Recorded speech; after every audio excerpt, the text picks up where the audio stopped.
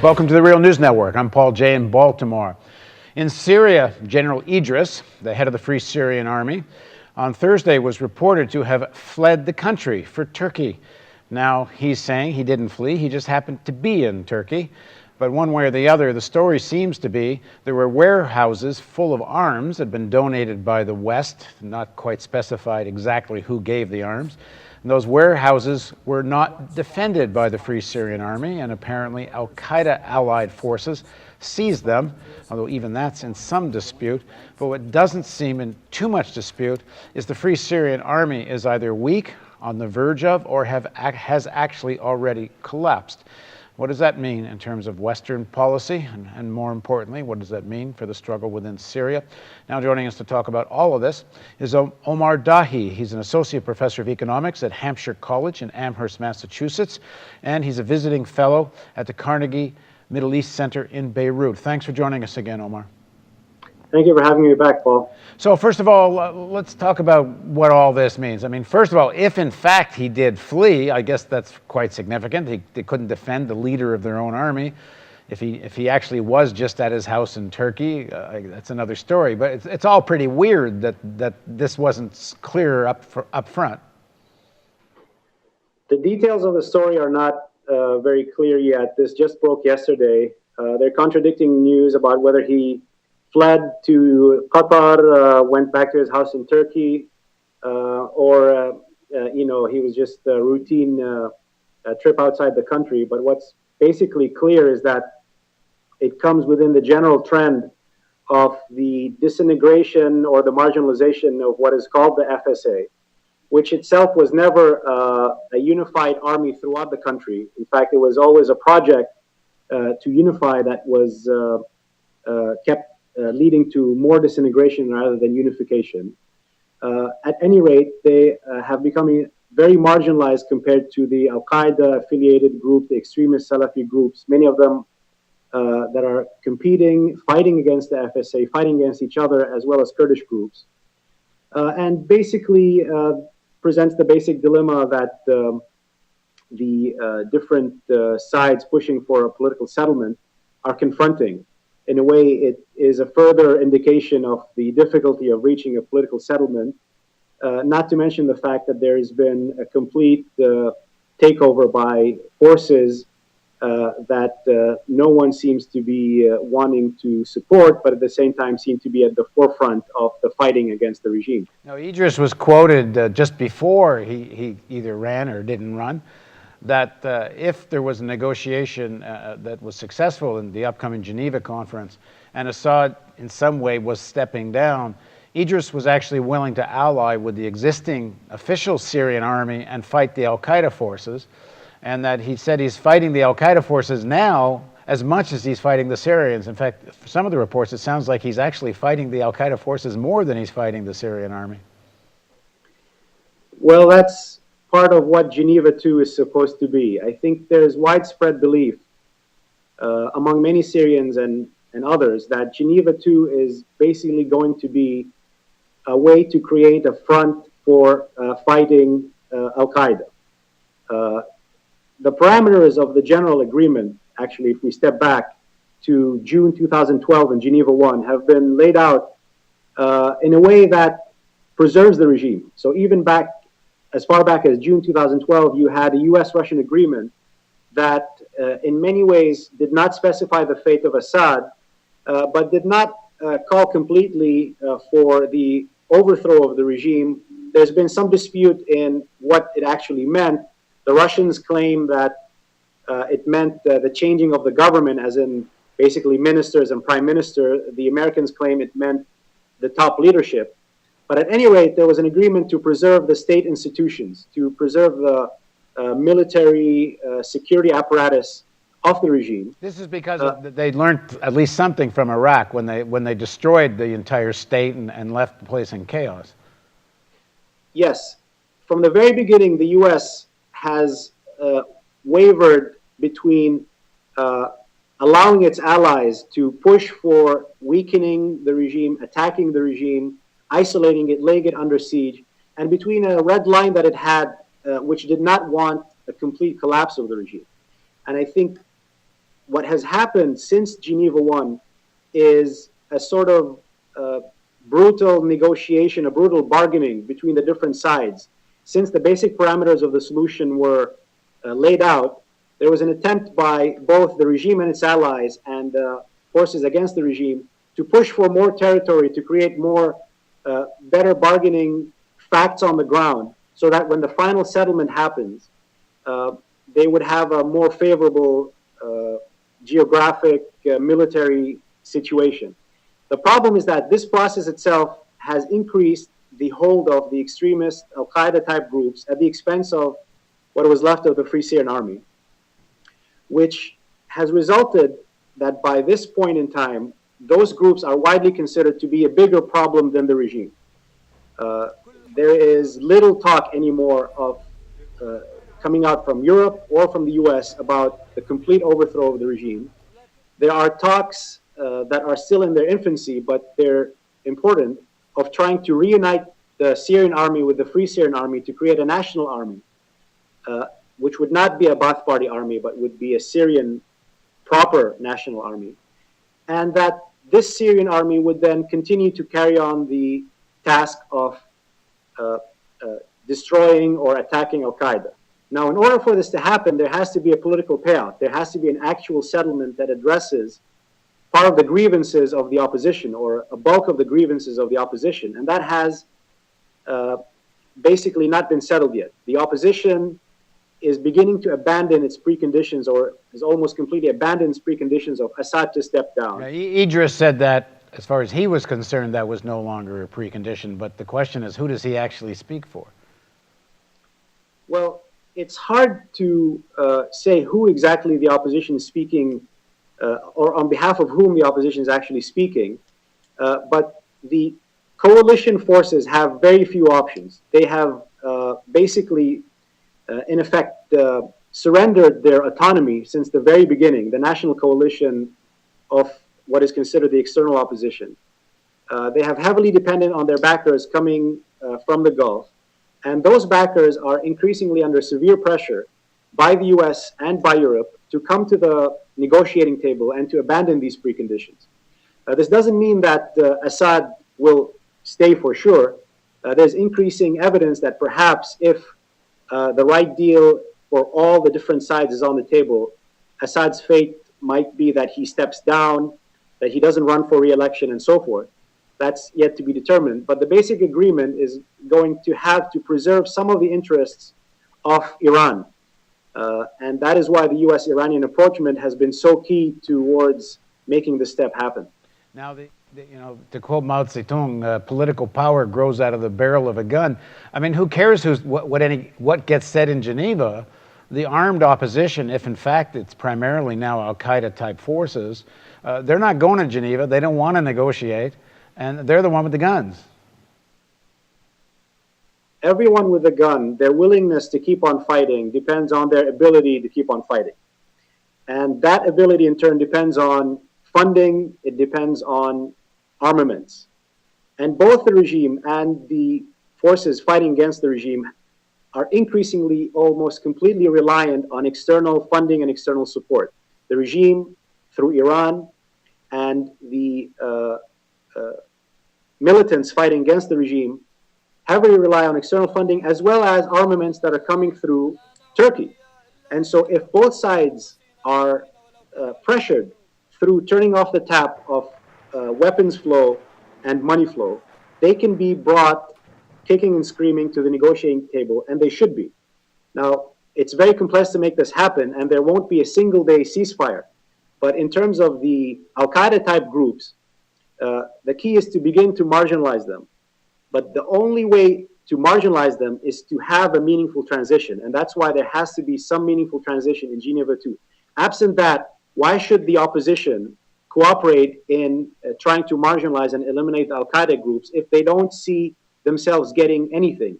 The only thing they'll be doing is going to Geneva to commit political suicide, because if they already gave up the precondition of Assad leaving, and there's no actual transitional government in Geneva, then they basically haven't achieved anything. Well, from what so both sides have to be forced to compromise. Well, from and what the only way this will happen is through beginning the political process, Because the other thing that's going to do is that new voices are going to begin to emerge. Syrians are weary of war, and you have people, both people who support the regime as well as people who oppose the regime, resentful of both of those sides, resentful of the fact that both sides seem to be continuing to drag the country to total destruction, continuing to use the rhetoric of victory, of annihilation of the other side, which has resulted in a real catastrophe for the country, and everyone knows that it has to stop.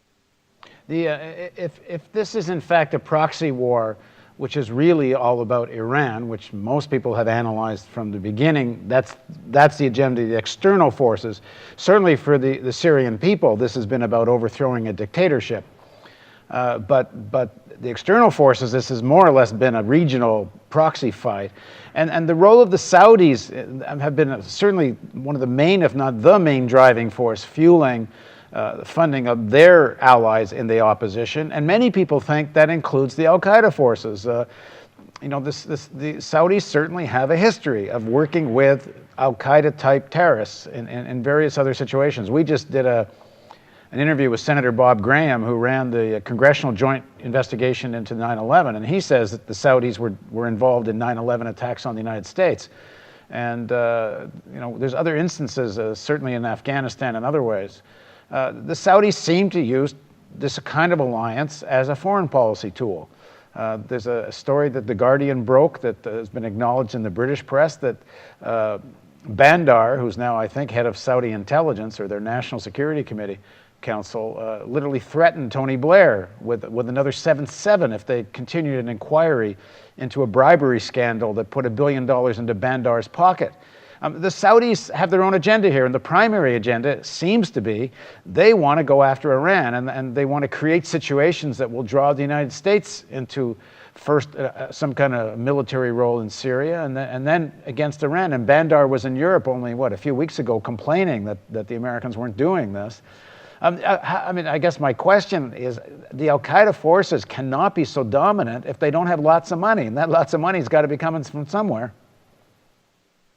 The primary funders coming from the Gulf has been Saudi Arabia, Qatar, Kuwait, and the Emirates to a certain extent. And in many ways, from the very beginning, it was obvious that the goal was to, especially the goal of Saudi Arabia, was to defeat Iran in Syria, to weaken the Iran-Syria-Hezbollah nexus, to isolate Iran, and to further lay siege and strangle it.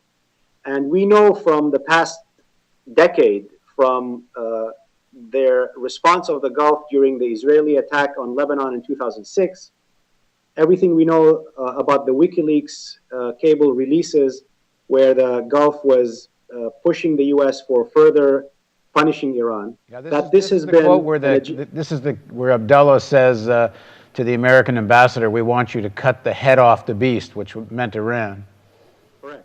Correct.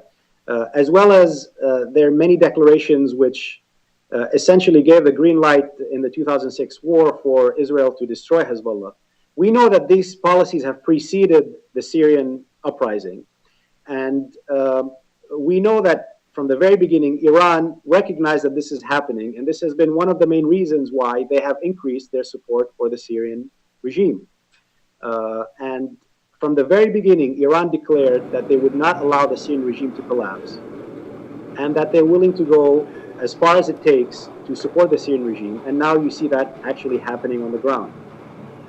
On the other hand, this has been met with an increased attempt by Saudi Arabia and some of the other Gulf countries, not all of them.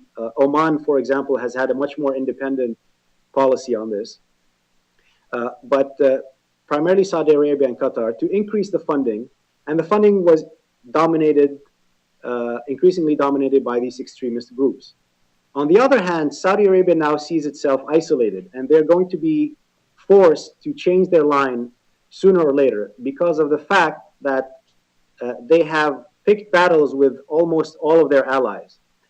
To begin with, Saudi Arabia used to claim in the past 10 years that they're going to look east towards Russia and China. Well, they're on opposite sides of Russia and China at this point. they managed to cross with or break with Turkey because they supported the coup in Egypt and Turkey stood against the coup. So their relations with Turkey deteriorated. They have a rivalry with Qatar from the very beginning, and over the past year, Qatar was marginalized on behalf of Saudi Arabia. And now with U.S.-Iranian approachment, they're fuming because they see the U.S. Basically doing the opposite of what Saudi Arabia had hoped they would do, but the U.S. doing what is the rational thing to do, which is a diplomatic solution to the Iranian nuclear issue. So sooner or later, Saudi Arabia is going to have to toe the line. And I think over the next couple of months, they're going to be making a decision whether or not to attend Geneva II and to support the process. But I think they're going to have to sooner or later. Well, you say they're going to have to, but maybe they don't have to. I mean, they're sitting on billions of dollars. If this is correct that they have direct ties with terrorist networks, they can create a lot of problems. There's an organization called Enigma. This organization is led by former heads of, for example, the Emirates Air Force and very, very senior officers from the various militaries of the GCC countries, those particularly allied with the Saudis, not so much Qatar. And at the end of this piece, he says that if Saudi Arabia is not included in the P5+1, the negotiations with Iran, look out. I don't have the quote in front of me, but it's hellfire and brimstone are coming.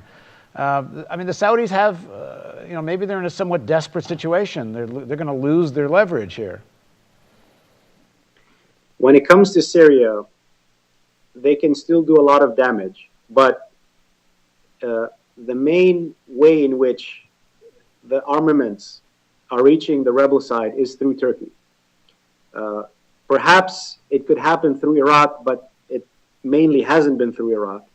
The supply lines through Lebanon are cut, and there is little, if nothing, coming in from Jordan. So the main route for the rebels is Turkey. And if Turkey agrees to prevent the continuation of the arms flow, they will be able to clamp down considerably. And so, as I mentioned earlier, it's never going to be a single-day ceasefire. You won't have a situation where all the violence is going to stop immediately. It's a process where you begin to see limited ceasefires happening in many parts of the country, and an attempt through improving the security situation, through economic aid, through economic reconstruction, and through many people seeing a meaningful transition, the marginalization of these groups, such that they no longer have the ability to do the damage that they're doing right now. I mean, the other player in this, who seems, I don't know how much direct influence they have, but if you follow the debate within the Israeli punditry and military analysts, and in Washington, although maybe a little less so in Washington right now, they want this war to go on forever. Once again, actually, you sort of see the Israelis and the Saudis somewhat on the same page.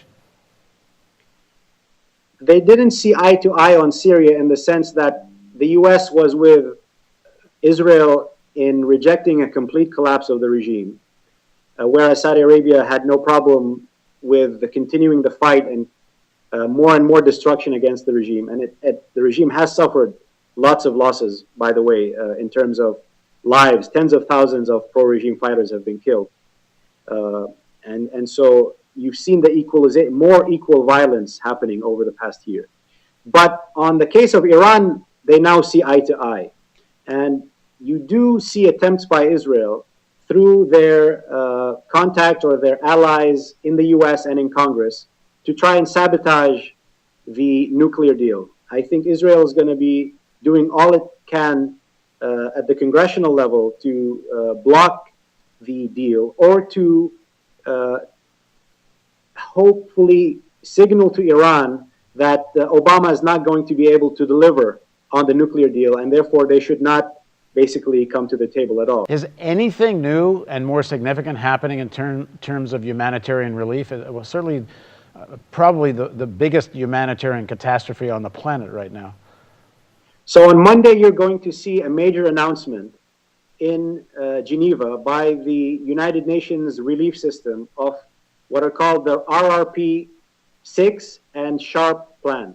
SHARP is the humanitarian relief program for everything inside the borders of Syria, and the RRP is the humanitarian relief for everything that is in the regional countries, in the neighboring countries, for both humanitarian relief, refugee work, but also for development that helps the local countries as well.